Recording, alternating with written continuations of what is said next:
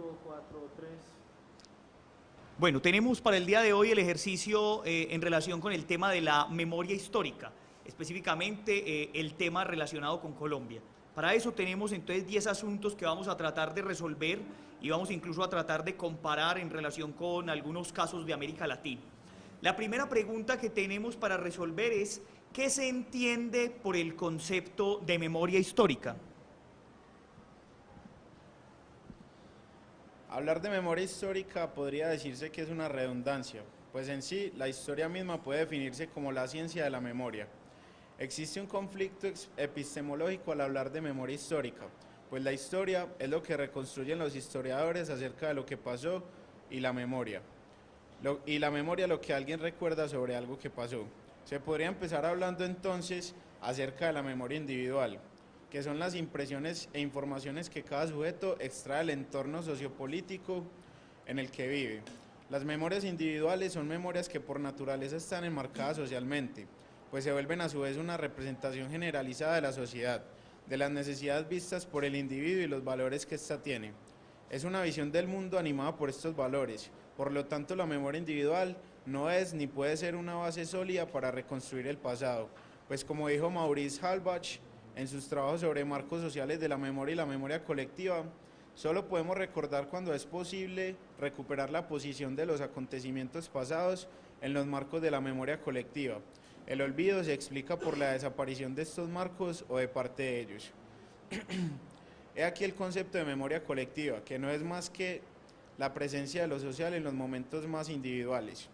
Esta memoria es un tejido de tradiciones y memorias individuales en constante flujo que van haciendo sólido un pensamiento acerca de algo que sucedió, un pensamiento estructurado y representado por códigos culturales compartidos. Así pues, la memoria histórica es hablar de una colectividad, sin olvidar el hecho de que no puede llegar a ser una sumatoria de memorias individuales, lo que resultaría en un caos. Esta colectividad es el conjunto de representaciones que se hacen del pasado y estas a su vez se vuelven un producto cultural que está rodeado de diferentes cosas. La información, la situación política, los medios de comunicación y las diferentes creencias acerca de los hechos ocurridos. Para hablar de memoria es indispensable hablar de olvido. Para que exista la memoria debe existir la expresión, pues se necesita de un relato comunicable, con coherencia, que pueda ser transmitido de alguna forma. Aquí entonces el olvido juega un papel principal, pues la memoria es selectiva, es imposible hablar de una memoria total. El olvido definitivo es entonces borrar los hechos y procesos del pasado. Pero ¿cómo saber si este olvido fue exitoso? Siempre va a quedar huellas de los sucesos pasados. Esto depende entonces de la voluntad del olvido y el silencio por parte de las personas que buscan estrategias para ocultar y destruir las pruebas o los rastros del pasado.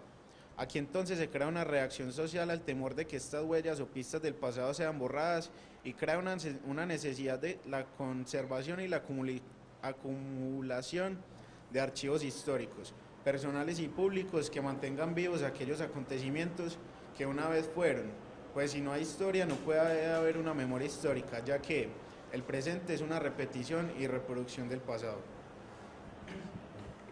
Muy bien, muy buena definición. Yo simplemente quiero decir 3 cosas en relación con la memoria para que puntualicemos lo que muy bien relata el compañero.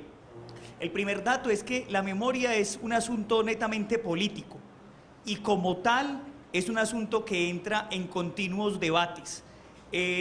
Hoy por hoy, en América Latina y en varias partes del mundo, la memoria se ha convertido en un escenario de discusiones. Como decía muy bien el compañero, la memoria es un ejercicio selectivo y particularmente tenemos aquí un dato que vale la pena mencionar. La memoria puede ser oficial, pero también hay memorias extraoficiales. ¿Qué quiere decir eso? Que el Estado, por ejemplo, o un gobierno o una institución puede delimitar o definir qué vamos a recordar. Y eso sí que es importante, porque cuando aparecen, por ejemplo, los manuales escolares son una forma de hacer memoria. ¿Y quién hace los manuales escolares? Una entidad, que puede ser el Estado, puede ser un centro educativo, puede ser el comité o el Ministerio de Educación. ¿Y eso qué es lo que genera? Que se impone un tipo de memoria particular. Sin embargo, a la par emergen otras memorias, emergen otras formas de ver las cosas. Y ahí viene el segundo asunto importante de la memoria, y es que la memoria es un asunto donde caben muchas visiones, ¿sí? Frente a un mismo acontecimiento hay distintas perspectivas. Y lo particular de esas perspectivas, sobre todo en el tema de memoria, y ahí viene el tercer asunto, es que se le da voz a los que nunca han tenido voz. Se le da palabra a las víctimas de los conflictos, porque ¿qué pasaba siempre antes? Que cuando terminaba un conflicto o había una situación particular, siempre terminaban imponiendo su visión los vencedores, es decir, los que ganaban una guerra, o los que ganaban un conflicto, o los que se apropiaban de X o Y situación, ellos terminaban contando la historia, y nunca las víctimas. Por eso la memoria histórica es un ejercicio donde se recupera la voz de los que no tienen voz. Sin embargo, un asunto aquí que me parece muy importante para cerrar, uno teórico y otro práctico. El compañero menciona una cosa que en la memoria hoy es muy importante, el olvido, pero también los silencios. Hay gente que olvida no porque quiera olvidar, o porque le toque olvidar, sino también por el deseo de no volver a abrir ciertas heridas. Entonces ahí es donde viene lo que algunos llaman en estos temas el silencio, y es un silencio que se debe respetar. Voy a colocarles un ejemplo.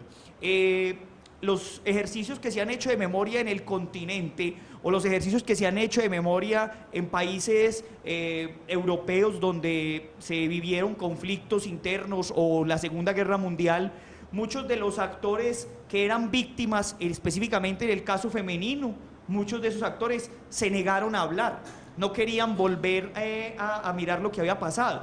Hay un caso muy particular y que es, digamos, entre comillas, relativamente nuevo. Todos los vejámenes y las violaciones cometidas contra mujeres alemanas cuando los soviéticos entraron a Berlín después de la Segunda Guerra Mundial, era un tema del que nadie hablaba. Era un tema que era vetado y que nadie lo tocaba. Y después empezaron a salir una serie de investigaciones sobre mujeres que empezaron a contar sus historias y que empezaron a vivir todo lo que ellas les había tocado vivir en carne propia. Y aparece aquí un asunto muy importante en la memoria, que es el testimonio. Entonces la gente empieza a contar. Y eso se convierte en una posibilidad de tener visiones diferentes de un mismo acontecimiento y también perspectivas para reconstruir la verdad histórica. Voy a colocar un ejemplo en otro país, ahorita mencionaremos de pronto algo, el caso Guatemala. En Guatemala en el 82, entre el 82 y el 83, se presentó una masacre, ¿sí?, de una gran multitud de indígenas, más de 1.400 indígenas asesinados, entre mujeres, hombres, niños, ancianos, etcétera. Y muchos de estos indígenas Ixil se salvaron porque se metieron a un hueco, se montaron a un árbol, mejor dicho, las historias son impresionantes. Lo particular es que años después esta gente decidió contar su testimonio, contar lo que sabía, y empezaron a salir unos relatos que mostraban los horrores de la guerra, ¿cierto? Lo que el ejército había hecho cuando había llegado allí. Entonces así se empezó a reconstruir. Claro que también es un peligro, porque a veces como la memoria es selectiva, terminamos creyendo solo una visión de los asuntos, ¿no? Entonces ese es el concepto de memoria histórica. Incluso nosotros para el examen parcial leíamos un documento sobre el tema. Lo particular es eso. Ahí viene un debate. ¿Qué es mejor? ¿La memoria literal o la memoria ejemplar? Todorov dirá que es mejor la memoria ejemplar, porque la memoria literal suele ser simplemente esa memoria que siempre va a tocar la herida, que siempre está como chocando pues para que la gente vuelva y reviva las cosas, pero la memoria ejemplar es aquella que dice que ya debe parar, que nunca más, ¿cierto? Es un ejemplo para que eso nunca vuelva a suceder. Entonces ese es el concepto de memoria, para que lo tengamos muy claro. Vamos a un segundo asunto y a un segundo tema bien importante. ¿Qué es y cómo funciona la Comisión de la Memoria Histórica en Colombia? La Comisión de Memoria Histórica tiene como objeto reunir y recuperar todo el material documental, testimonios orales y por cualquier otro medio relativos a las violaciones de que trata el artículo 147 de la Ley de Víctimas y Restitución de Tierras. La información recogida será puesta a disposición de los interesados, de los investigadores y de los ciudadanos en general, mediante actividades museísticas, pedagógicas y cuantas sean necesarias para proporcionar y enriquecer el conocimiento de historia política y social de Colombia, como por ejemplo son los informes que nosotros tratamos acá, los diferentes temas que están en línea a disposición de todo el público. Es muy importante decir lo siguiente: el Centro de Memoria Histórica es un centro creado por el Estado colombiano, es decir, que es un centro oficial. Eso dice mucho, pero tampoco dice nada a la vez. ¿Qué pasa? Siempre resulta complicado cuando un Estado, es decir, cuando un mismo Estado crea estos centros, porque uno espera que los centros sean más de carácter independiente, ¿cierto? Que no vayan a tener ningún veto o ningún sesgo para cualquier información. Sin embargo, este centro, que es dirigido en principio, desde el principio de su creación, por el señor Gonzalo Sánchez, un reconocido sociólogo e historiador colombiano, se dedica, como muy bien dice el compañero, a reconstruir los distintos acontecimientos traumáticos del conflicto colombiano. Y eso ya nos dice algo, que la memoria en términos políticos hoy por hoy es aquella que reconstruye esos sucesos traumáticos que afectaron a un individuo o a una colectividad. Por eso también se habla de la memoria colectiva. El ejemplo más claro, históricamente hablando, es el caso judío, ¿sí? El caso del Holocausto. Ahí, por ejemplo, usted puede encontrar en la web un documental que se hizo años después del tema del Holocausto, que se llama La Shoah, ¿sí? Que explica todo esto en relación con los crímenes cometidos contra los judíos y otra serie de población que había en los campos. Pero lo particular aquí es que el centro se encarga de eso y tiene unas funciones. No solamente recopila la memoria de los acontecimientos, sino que también da sugerencias al Estado. Pero además, ojo con esto, que aquí viene un punto muy importante: crea o construye vehículos para la memoria. Y eso sí que es importante, porque los vehículos de memoria son, por ejemplo, los parques, las bibliotecas, los centros museísticos, los informes. Eso es un vehículo de memoria. Y ahorita vamos a ver algunos de estos casos. Y por eso el centro se ha encargado de hacer informes en relación con acontecimientos que ha vivido el país durante el conflicto. Vamos a hablar de algunos de ellos. Uno de ellos lo vimos aquí cuando vimos el video de Bojayá. Ese informe, que está tanto de manera visual como de manera escrita, lo hizo el Centro de Memoria Histórica junto con la Comisión Nacional de Reparación y Reconciliación. Pero hay otros informes que también son muy interesantes y vale la pena mirar lo que se ha dicho alrededor de estos. Vamos a mirar el punto 3 y el punto 4, porque aquí viene un asunto muy importante. ¿Qué sucedió en el año 2004 en Vallaportete, Guajira? ¿Y cuáles fueron los resultados que la comisión dio cuando hizo el informe sobre esta masacre cometida en La Guajira? Vamos a ver primero qué pasó y después qué nos dice el informe. Los hechos sucedidos en Vallaportete en el 2004 son bastante complejos y vienen muchos años antes de lo sucedido, pero pues les vamos a dar como una visión por encima de lo que sucedió más o menos un año antes. Entonces dice: en el 2003 se presentó una serie de asesinatos en busca de tomar el control de los negocios ilícitos en Vallaportete, como narcotráfico, tráfico de gasolina y contrabando. Posteriormente se realizó una serie de amenazas a las personas como Débora Barros, que es la inspectora de algunos de los cadáveres de los asesinatos, para así silenciar las denuncias. Vallaportete es un sitio muy estratégico para todo esto porque queda casi en la frontera con Venezuela, entonces por ahí se da mucho del negocio de contrabando y el tráfico de gasolina, pues ahí por la frontera, ¿cierto?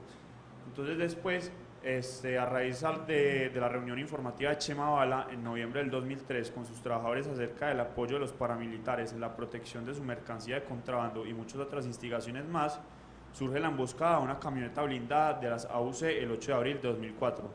Para aclarar, Chema Bala es un líder guayú que es uno de los encargados de los negocios ilícitos como es el contrabando y el tráfico de gasolina. De esta emboscada no hay una versión clara y concisa, ya que algunos de los testimonios son contradictorios. El mensaje que buscan instaurar los guayú con la emboscada es claro: la tribu no se va a dejar doblegar ante la presencia de estos grupos extraños y no van a ceder su territorio con facilidad.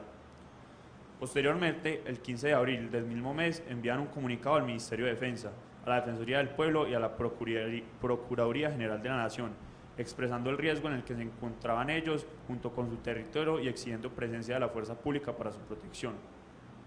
Irónicamente, la comunidad no recibió respuesta alguna. Después, la presencia de la fuerza pública fue retirada durante esos días para la protección del, en ese entonces presidente, Álvaro Uribe Vélez, en la presentación del proyecto del Parque Eólico Jeripachi. El 17 de abril son transportados alrededor de 40 a 50 hombres en un convoy de 5 camionetas y una moto desde Carraipía hasta Bahía Portete, auxiliados por un sargento del ejército del batallón de Cartagena con el alias de Felipe, para así evitar ser detenidos por los retenes militares. Esta es una declaración que hacen. Dice, nos fuimos en los carros como a las 4 de la tarde con el material, incluso hasta yo pasé de uniformado, con el camuflado, por el propio Maicao y armamento AK-47 largo y corto. Después, el 18 de abril, entre las 7 y 8 am aproximadamente, empieza la ejecución del plan coordinado previamente en Carraipía por los jefes paramilitares, alias Jorge 40 y alias Pablo. En su planeación también participó el José María Barros y Puana, alias Chemabala. Varios testigos afirman que entre los hombres se encontraron aproximadamente 6 personas con vestiduras pertenecientes al Ejército Nacional y que también se encontraba un grupo de indígenas cubiertos con pasamontañas. Aparentemente, 3 eran mujeres reconocidas como las hermanas de Chemabala. El grupo, guiado por los indígenas, empezó por la profanación de algunas de las tumbas del cementerio de la comunidad, destruyéndolas total o parcialmente. Posteriormente, se dirigen, con la lista en mano, hacia las casas de la población indígena carentes de hombres, pues estos se encontraban realizando tareas de pesca y pastoreo. Lo que sigue a continuación es un día de inimaginables torturas y matanzas hacia la población, sin discriminación alguna hacia género o rango de edad. De esta manera buscaban sacar información del paradero de las personas señaladas vilmente en la lista.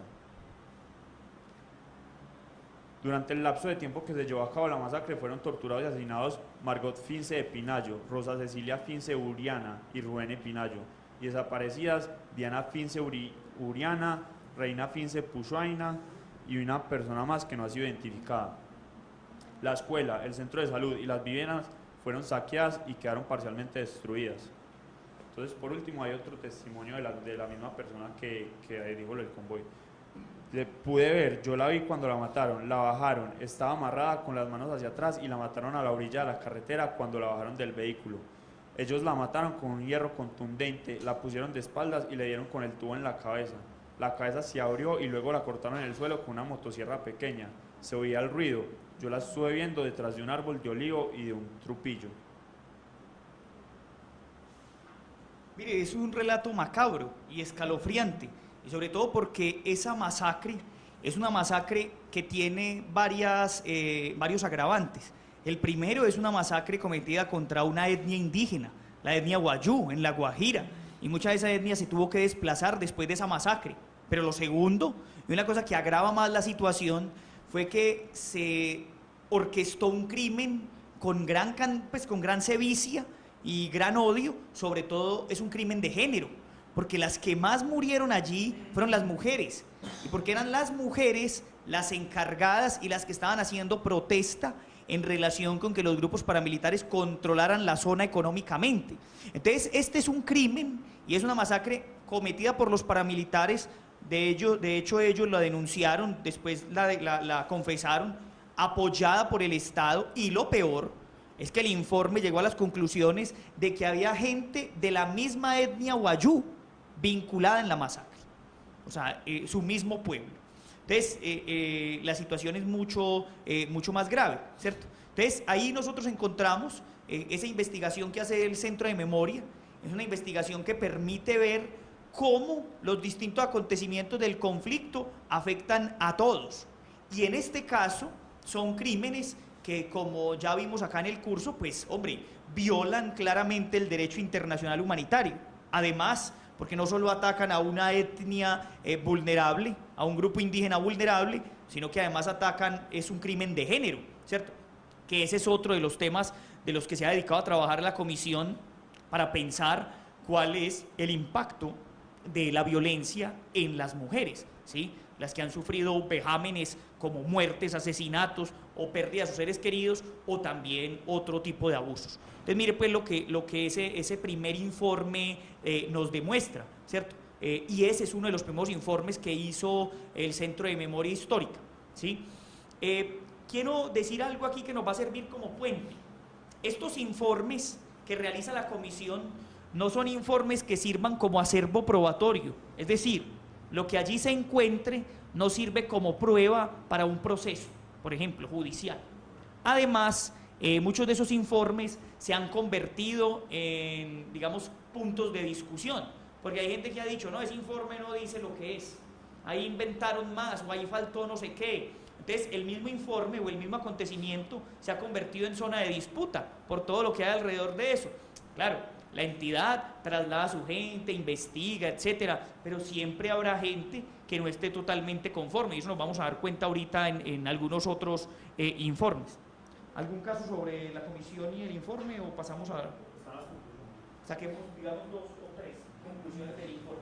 Bueno, voy a presentar 3 conclusiones que salen a partir de este informe. Entonces, los intereses presentados para que se presentase la masacre fueron ocupación territorial del bloque norte de las AUC en La Guajira, el proceso de resistencia territorial Guayú, la incorporación del departamento en la lógica Estado-Nación para la incorporación de megaproyectos y otras iniciativas de explotación económica, disputas locales por el control o el usufructo de los puertos de Bahía Portete entre las familias tradicionales Guayú. Otro punto. Las acciones realizadas por parte de los hombres armados no recibieron la condena moral por parte del pueblo de Bahía Portete y perduran algunas formas de violencia simbólica contra algunas mujeres. Por último, la transformación del territorio ancestral en un escenario de terror, la destrucción de huellas históricas y culturales y la agresión violenta contra autoridades y lideresas, así como el destierro de toda la comunidad de su territorio ancestral, tuvieron un efecto perturbador sobre las comunidades locales y el pueblo guayú, que aún no han sido receptor de medidas eficaces de reparación integral atendiendo a su cosmovisión. Mire, una cosa que es muy importante aquí, y es que este crimen se convierte en un crimen que no solo afecta a este tipo de población vulnerable, sino que además es una afrenta contra la cosmovisión, el papel de la mujer guayú en la comunidad. Además, porque si usted lee el informe completo, se da cuenta que el primer mecanismo, como lo decía muy bien el compañero, que utilizaban los grupos paramilitares, fue entrar y profanar los lugares sagrados de los indígenas. De manera que sí, que es hacer una exhumación, porque no es una exhumación legal, sino una exhumación a las malas de los cadáveres de los guayú y tirarlos en la vía pública. O sea, eso marca a una comunidad que tiene un gran respeto por sus muertos, ¿cierto? Entonces eso también fue una estrategia del miedo, porque muchas de estas actitudes fueron estrategias del miedo para doblegar a la población civil. Viene ahora otros 2 asuntos, otros 2 informes muy importantes, un informe especialmente, el informe de Segovia, y ahí nos vamos a preguntar, ¿qué pasó en Segovia en el mes de noviembre de 1988? ¿Y cuáles fueron las principales conclusiones del informe del Centro de Memoria Histórica sobre Segovia? Un datico, ese informe se llamaba Silenciar la democracia, para que vamos viendo por dónde va la cosa. ¿Qué pasó en Segovia? El proceso de violencia vivido en la región minera del Alto Nordeste antioqueño se caracterizó por la recurrencia de las masacres. Durante el periodo de 1982 a 1997 ocurrieron 14 eventos de este tipo que dejaron 147 víctimas fatales. De este conjunto, 4 masacres son hitos de la violencia contra las disidencias políticas debido a sus objetivos, la identidad de las víctimas y la de los territorios atacados.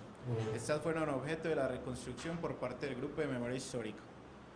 Entonces, lo importante que tiene esta masacre de Segovia es que fue la primera masacre que se efectuó en Colombia en un casco urbano. Esta masacre ocurrió el 11 de noviembre de 1998. 1988. Donde fueron asesinadas 46 personas y heridas 60. Por estas cifras, este suceso se convirtió en la primera gran masacre de la historia del conflicto armado contemporáneo cometida en el casco urbano. Las causas de esta masacre principalmente fueron, fueron porque se estaban buscando para matar los simpatizantes de la Unión Patriótica, que fue un partido político creado por varias fuerzas de la izquierda en el país, como lo eran las FARC y el Partido Comunista Colombiano, entre otros. Antes de que la masacre tuviera pie, hubo un conjunto de acciones terroristas contra la población, como lo fueron la simulación de combates en la plaza principal, la utilización de propaganda, como lo fueron boletines y grafitis, y la amenaza a las autoridades civiles locales, que pertenecían pues a la UP, que era el partido que estaba gobernando en este momento allí. La masacre de Segovia fue llevada a cabo por un comando paramilitar liderado por Fidel y Carlos Castaño, que en ese entonces eran auspiciados por terratenientes, y más tarde por Gonzalo Rodríguez Gacha, el mexicano, del cartel de Medellín. El comando paramilitar proveniente del Magdalena Medio se movilizó en Camperos y llevó a cabo una acción bélica en los cascos urbanos de Remedios y Segovia, donde se incluyeron asesinatos selectivos e indiscriminados, donde se utilizó armamento de largo alcance y granadas de fragmentación. El objetivo principal fue la alcaldía, la cual fue atacada en medio de la lluvia, poco antes de las 7. Posteriormente, la banda criminal fue recorriendo las calles del pueblo, disparando y lanzando granadas sin discreción alguna y sin importar que no hubiera un objetivo preciso. Mire, esta masacre de Segovia, como decía muy bien el compañero, es la primera masacre que uno puede decir que tuvo motivos fuertemente políticos. Vamos a dar un contexto. La zona era una zona que había sido, sobre todo, muy liberal. O sea, eran los liberales los que controlaban allí. Había un señor que aún sigue vivo, el señor César Pérez García. El señor parece ser, es el autor intelectual de la masacre. Y el señor hace 2 meses recibió una condena de 30 años por esa masacre. ¿Qué pasó?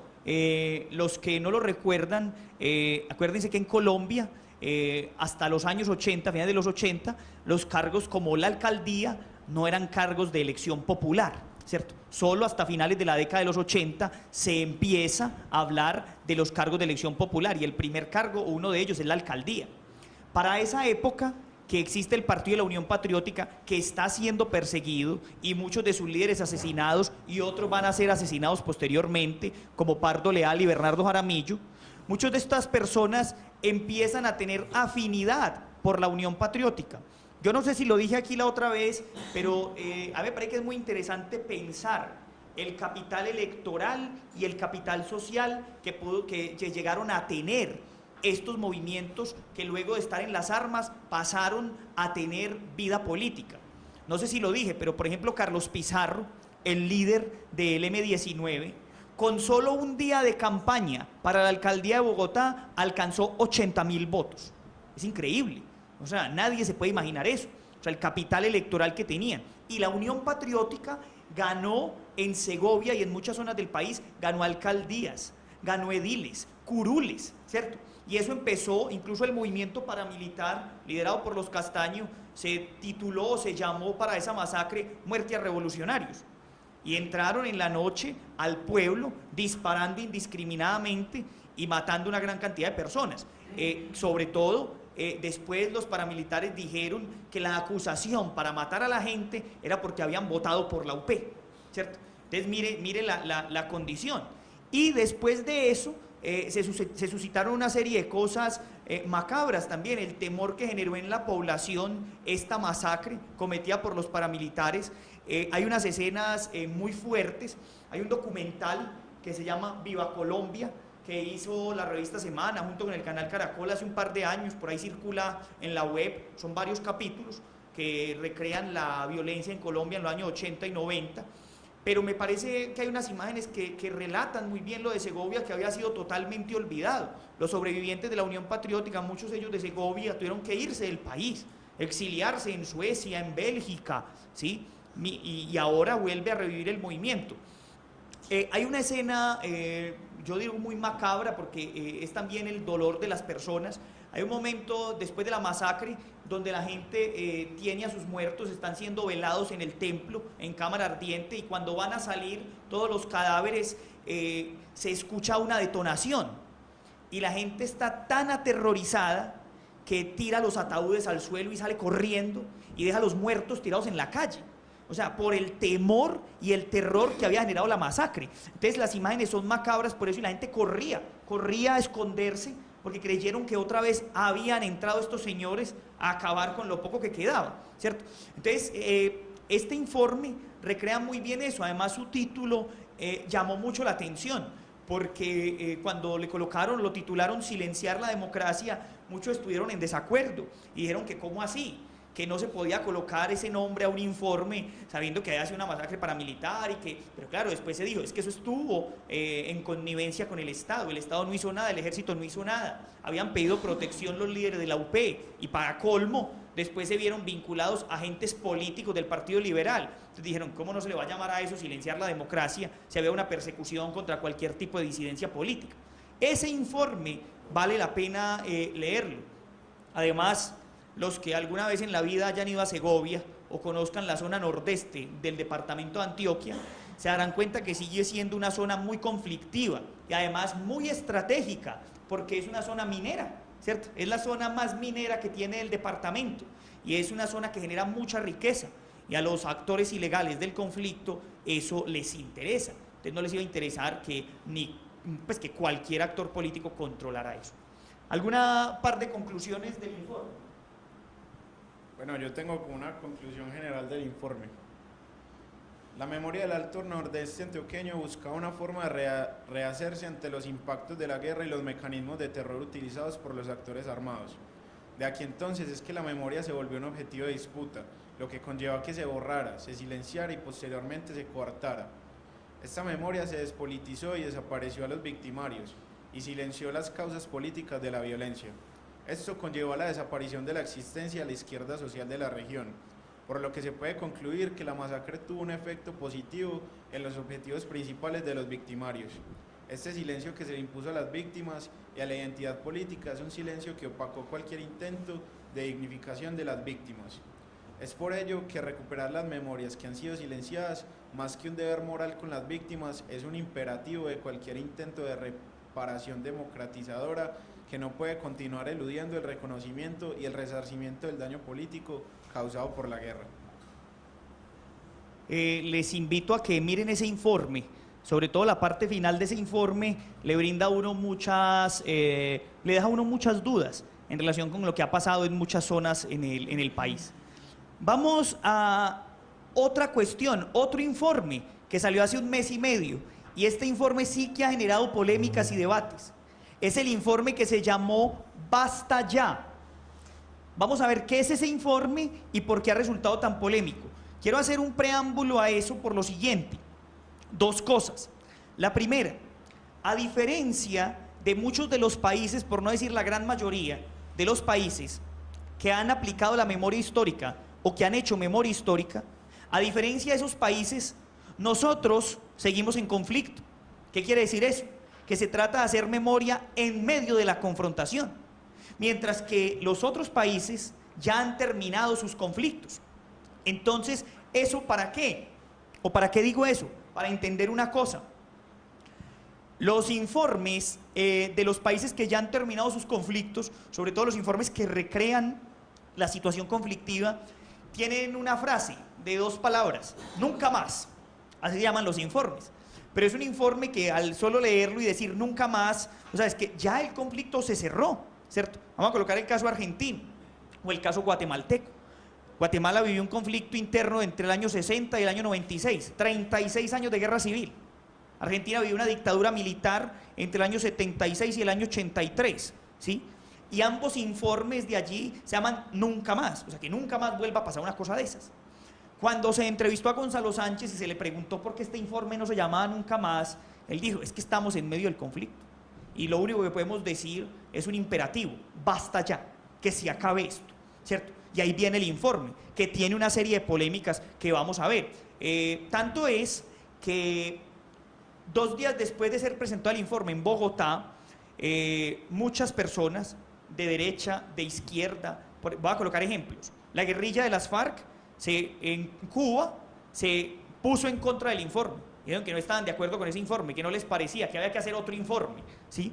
Y, o sea, digamos, digo que la extrema y la extrema, porque por un lado se pusieron esos de ese lado a decir no nos parece, y por el otro lado, por ejemplo, las personas que están más afiliadas hacia la derecha, ejemplo, personajes como el señor Fernando Londoño, en su programa de radio La Hora de la Verdad, dijo que no estaba de acuerdo para nada con el informe, ¿cierto? Que no le parecía, que los crímenes eran mucho más graves. Bueno, entonces hubo polémica, o sea, un informe generó polémica. Vamos a ver por qué. ¿Cuáles fueron las conclusiones del informe Basta Ya y por qué han sido tan polémicas? Entonces, para la realización del derecho a la verdad, Se recomienda que el presidente de la República y otros funcionarios del Estado, en nombre del Estado colombiano, reconozcan la responsabilidad del Estado por las violaciones a los derechos humanos vinculadas al conflicto armado interno ante la sociedad en su conjunto, ante las víctimas, sus familiares y sus comunidades, y pidan perdón por ello a través de actos dignificantes. Que los líderes de grupos armados reconozcan en nombre de su organización ante la sociedad en su conjunto, ante las víctimas, sus familiares y sus comunidades, su responsabilidad por las violaciones causadas a los derechos humanos y pidan perdón por ellos a través de un acto dignificante. Se recomienda al Gobierno Nacional y al Congreso de la República, en un escenario de construcción de paz, revisar y hacer las reformas necesarias normativas e institucionales en concordancia con los propósitos de paz, democracia, inclusión social y la vigencia del Estado Social de Derecho, atendiendo de manera especial el enfoque diferencial que se impone en temas de género, etnia, edad, discapacidad, etc. Se recomienda al Gobierno Nacional, con el acompañamiento de la Procuraduría General de la Nación, diseñar mecanismos que materialicen procesos de depuración en las entidades públicas con el objeto de separar del servicio público a aquellos entes que se demuestre han sido cooptados por actores armados ilegales o que pudieran estar comprometidos con graves violaciones a los derechos humanos, con el propósito de reconstruir confianza u legitimidad pública y fortalecer la capacidad institucional en términos de eficiencia para la realización de deberes y derechos. Se recomienda al Gobierno Nacional y a la rama judicial fortalecer, entre otros, espacios de rendición de cuentas u de meditación para la resolución extrajudicial de conflictos a nivel regional, a través de la resignificación de instituciones como los jueces de paz o la creación de las instancias de mediación que, dotadas de capacidades técnicas, recursos, reconocimiento y legitimidad, adopten decisiones que sean vinculares. Se reconoce que la presencia y los apoyos de la cooperación internacional para la superación del conflicto armado en Colombia y para la reparación integral a las víctimas del conflicto armado han sido muy importantes en este esfuerzo de construcción de la paz en conformidad con los actores de los acuerdos de la Declaración de París. Se recomienda a la cooperación internacional fortalecer su coordinación y priorizar el apoyo a los esfuerzos de construcciones de la paz, reflejados de la planeación y el presupuesto nacional. Dos debates grandes tiene este informe. El primer debate grande del informe es la cantidad de muertos. El informe concluyó que el conflicto armado colombiano ha dejado 220.000 muertos y dice que el 70% de esos muertos son civiles. Eso dice el informe. Pero además pone la polémica por lo siguiente. No solamente por los actores, que ya sabemos quiénes son y lo hemos dicho aquí muchas veces, sino que hay una polémica muy grande con ese informe y a esa polémica poca atención se le ha prestado. El informe tiene como rango de tiempo para el conflicto 1958-2012. Eso quiere decir que olvida 10 años de cruento conflicto en el país, del 48 al 58, donde los historiadores dicen que fue el conflicto de violencia política en Colombia más cruento, ¿cierto? Donde también una gran cantidad de muertos. Hay gente que habla de más de 350.000 muertos solamente en esa década, ¿cierto? Entonces, ha sido un debate porque, y se le preguntó a la gente, pero bueno, ¿y esos 10 años qué pasó? ¿Cierto? Entonces ellos han dicho que no, que lo que pasa era que no había cifras, etc.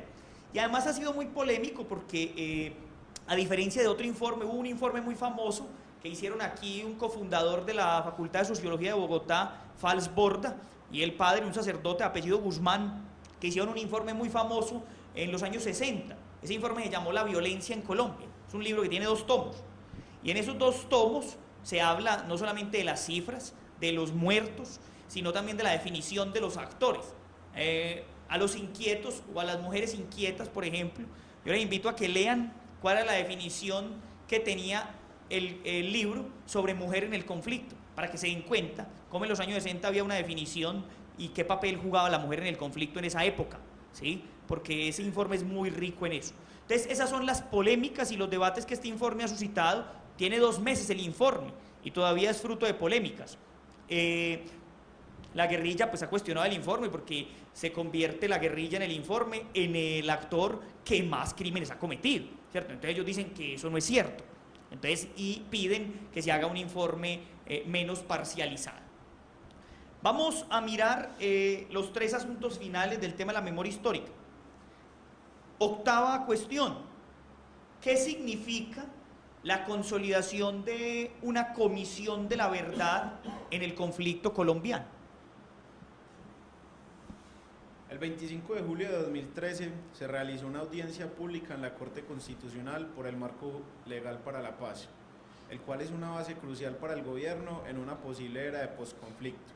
En este marco se establece la creación de una comisión de la verdad, la cual busca entrar en los rincones más oscuros del conflicto que se ha vivido en Colombia por casi medio siglo. Esta comisión de la verdad sería un gran paso en cuestiones de verdad, justicia y reparación de víctimas en el conflicto armado que se vive en Colombia en la actualidad y que ha dejado muchos casos impunes y en el olvido. Con esta comisión se buscaría consolidar los testimonios de las víctimas a partir de relatos y de características de criminalidad, haciendo posible una verdad histórica y la garantía del derecho de los ciudadanos a la verdad.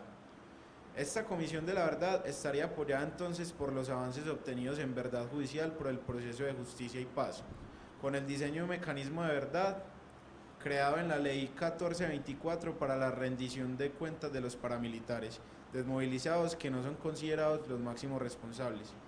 Todo esto con la ayuda y el apoyo del Centro de Memoria Histórica y las diferentes experiencias locales de construcción de verdad y memoria.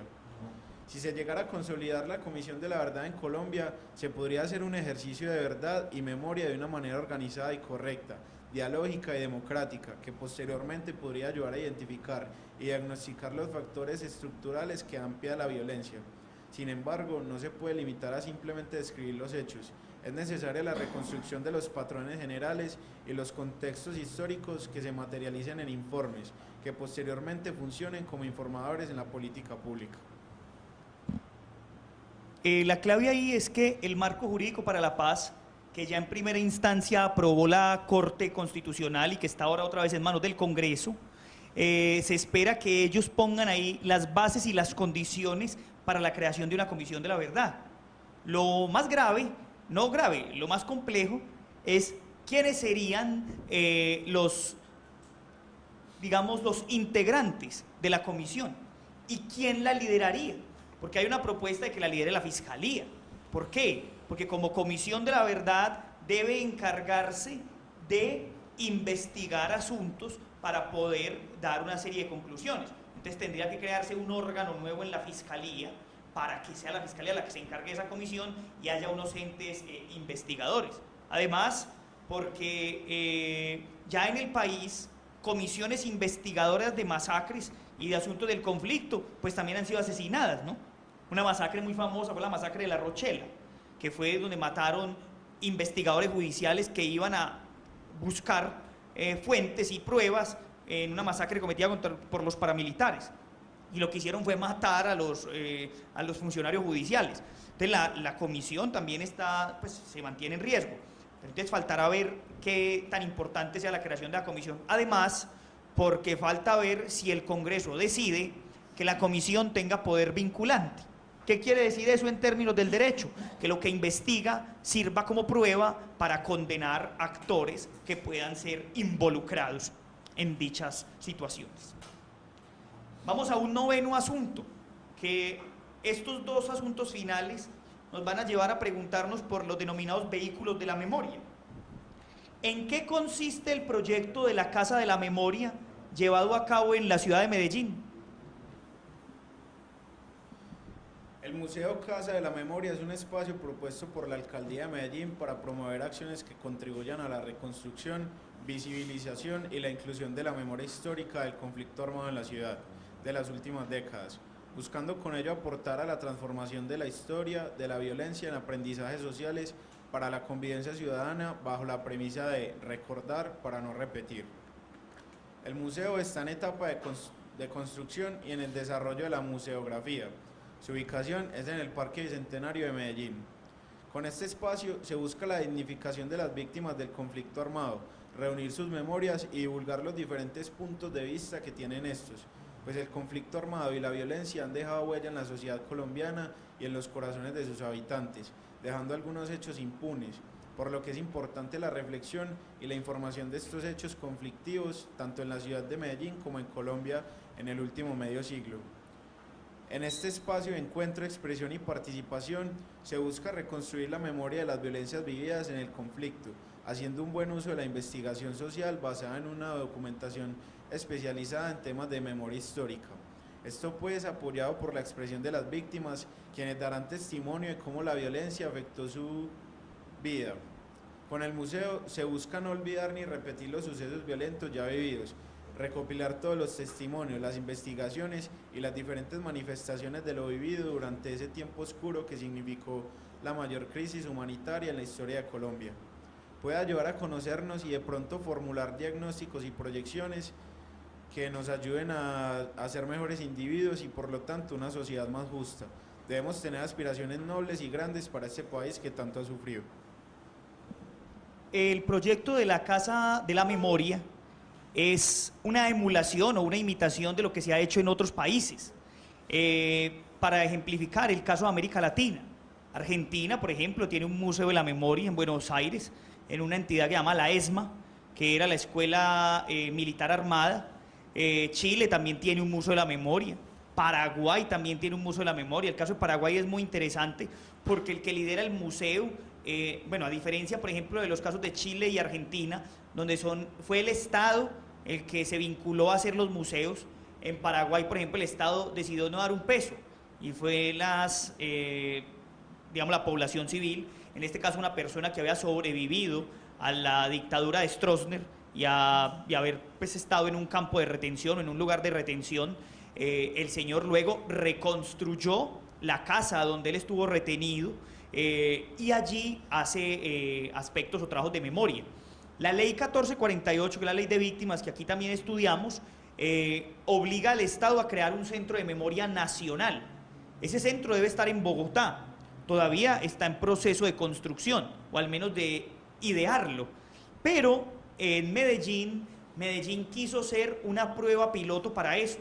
La casa hoy, a pesar de todos los problemas, pues usted puede encontrar en la casa algunos eventos, actividades, documentación si desea ir a investigar, queda ahí en el barrio Boston, en ese parque del Bicentenario que inauguraron en 2010, pero además también tiene algunas actividades particulares. Por ejemplo, se hacen conferencias, etcétera, etcétera, y hay dos actividades que se lideran desde la Casa Museo que se han convertido en dos actividades como pedagógicas para la comprensión del conflicto.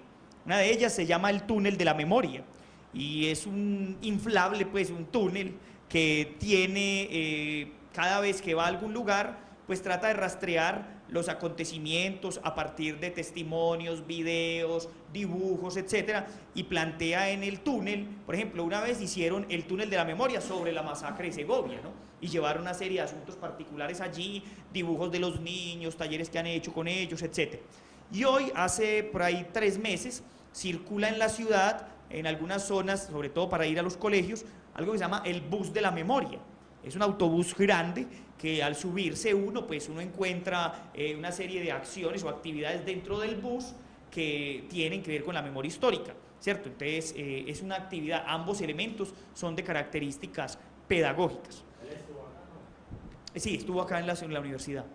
Me parece que es bueno cerrar porque con una cosa que no se puede quedar, que son lo que llamamos vehículos de la memoria, porque hay muchas formas. O sea, está lo de los museos, hay muchos referentes.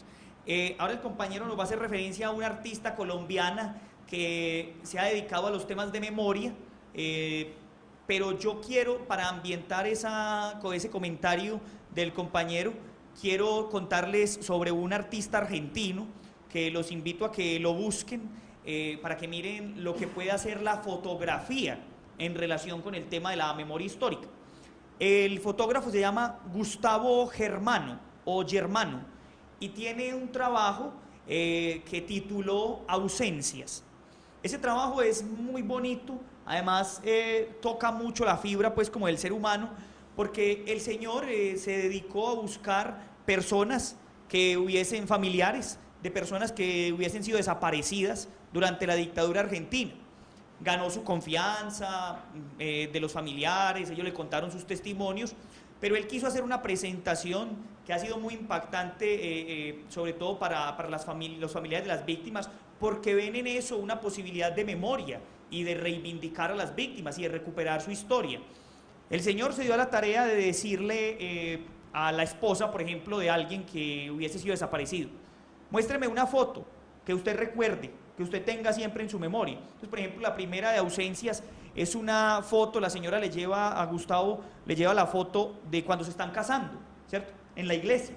Entonces le pregunta: ¿eso de qué fecha es? Le dice 1973-74, cuando ya estábamos finalizando el gobierno de Perón y viene la dictadura. ¿Y qué pasó con su esposo? Se lo llevaron y hasta hoy no sé. Entonces el tipo lo que hace es que toma la foto que ella le da y le dice: vamos a ir a escenificar esto mismo y lo vamos a ir a buscar hoy. Entonces el tipo se va con ella, buscan la iglesia donde se casaron, buscan al sacerdote que los casó, ¿sí? Y hacen una recreación de todo el escenario con los reclinatorios, como, mejor dicho, todo lo más fiel a la foto antigua. Pero en el reclinatorio del lado está vacío, ¿cierto? Porque él ya no está. Entonces, por eso es ausencias, se le llama así. Es muy simbólica esa presentación. Incluso lo invito a que la vean porque tiene unas fotografías muy interesantes y ese es claramente un vehículo de memoria.